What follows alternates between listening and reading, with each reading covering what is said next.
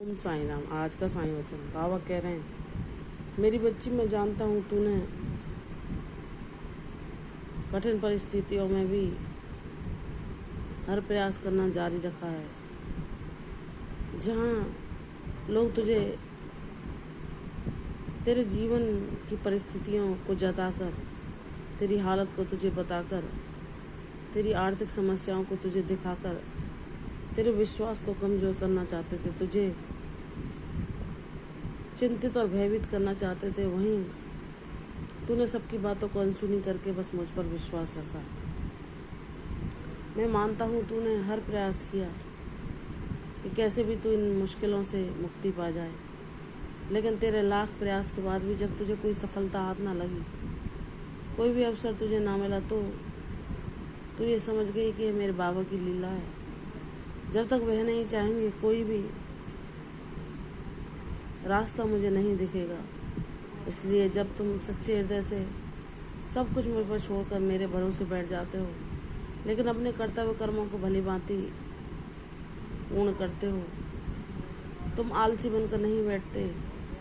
हर अपने कर्म को मुझे सौंपते हो, तुम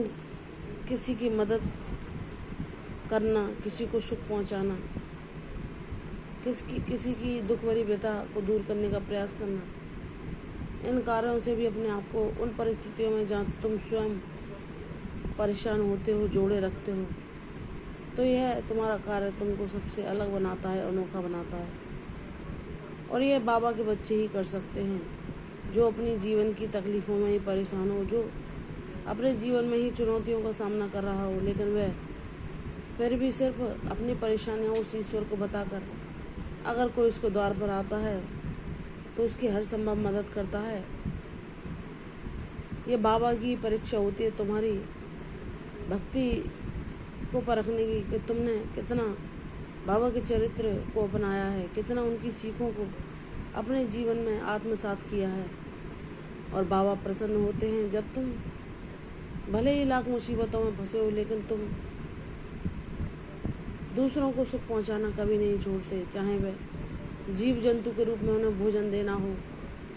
चाहे किसी दुखी की व्यथा को सुनना हो, चाहे किसी की मदद करना हो। तुम हर प्रयास जारी रखते हो मेरी बच्ची। यह बाबा की कृपा के बिना संभव नहीं होता, क्योंकि आदमी जब परिस्थितियों से घिरा होता है, ऐसी विकट समस्याएं, आर्थिक समस्याएं जो उसे हर पल असहाय और बेबसी का एहसास कराती हैं, जहां वह हर कार्य को करने में स्वयं को असमर्थ पाता है उन आर्थिक समस्याओं के चलते। लेकिन बाबा के जो बच्चे होते हैं वे जान जाते हैं कि ये हमारा कोई पुराना कर्म है, जो हम इन परेशानियों, इन दुखों के रूप में हम भोग रहे हैं। और जब बाबा हमारे साथ हैं तो क्या चिंता, क्या फिक्र, वह हमारे लिए रास्ता बना ही देंगे। तो मेरी बच्ची, हाँ, यह सही है, चाहे भक्ति पथ पर तुम्हारी कितनी परीक्षाएं क्यों ना हो, तुम्हें कितना भी तुम्हारे विश्वास को क्यों ना परखा जाए, लेकिन जो मेरा प्रिय सच्चा बच्चा होता है वह कभी किसी समस्या के आगे अपने घुटने नहीं टेकता। वह मेरे बल पर हर समस्या से जूझ जाता है, हर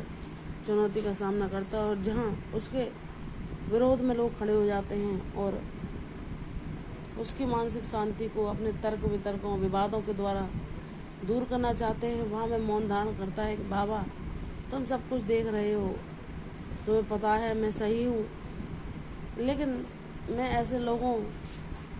से व्यर्थ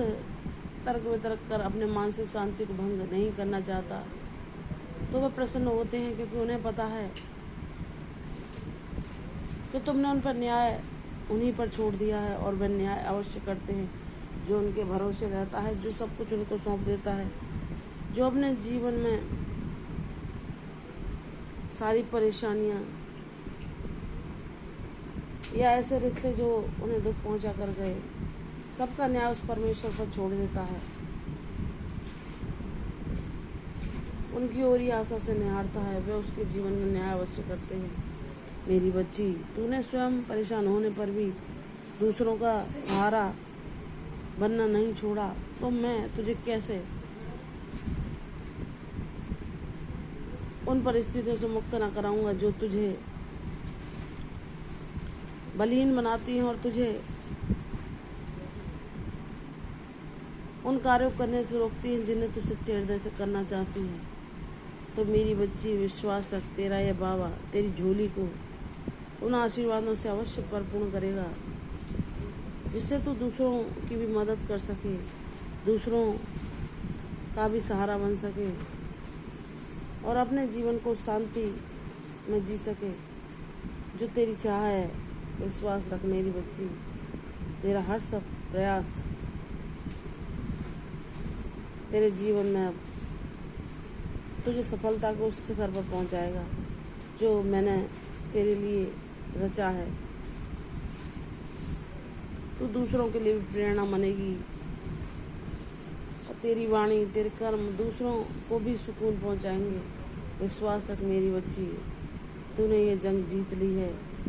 और मैं तेरा उपहार तुझे शीघ्र ही देने वाला हूँ। प्रसन्न रहो, ये शिव दीर्घायु। कल फिर आऊँगी साईं वचन में, तब तक के लिए ओम साईं राम।